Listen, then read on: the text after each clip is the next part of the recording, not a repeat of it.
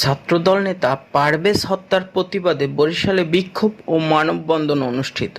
বেসরকারি বিশ্ববিদ্যালয় শাখা জাতীয়তাবাদী দলের নেতা এবং প্রাইম এশিয়ান বিশ্ববিদ্যালয়ের টেক্সটাইল ইঞ্জিনিয়ারিং বিভাগের মেধাবী ছাত্র জাহিদুল ইসলাম পারভেজকে নৃশংসভাবে হত্যার প্রতিবাদে সরকারি সৈয়দ হাতেম আলী কলেজের ছাত্রদল এর উদ্যোগে বিক্ষোভ সমাবেশ ও মানববন্ধন অনুষ্ঠিত হয়েছে। 21 এপ্রিল সোমবার দুপুর 2টায় সরকারি সৈয়দ হাতেম আলী কলেজের সম্মুখে এই কর্মসূচি আয়োজন করা হয়। উক্ত আয়োজনে বরিশাল মহানগর ছাত্রদলের সাধারণ সম্পাদক হুমায়ুন কবির, সরকারি সৈয়দ হাতেম আলী কলেজের ছাত্রদলের আহ্বায়ক মোহাম্মদ মোস্তাক সর্দার শাওন, সদস্য সচিব আবির, যুগ্ম আহ্বায়ক মিরাজ খন্দকার, সাদ, শাহাবুদ্দিন, মেহেদী, স্বাধীন, সালমান ও রিয়াদ, খালিদ সহ অন্যান্য শিক্ষার্থীরা উপস্থিত ছিলেন।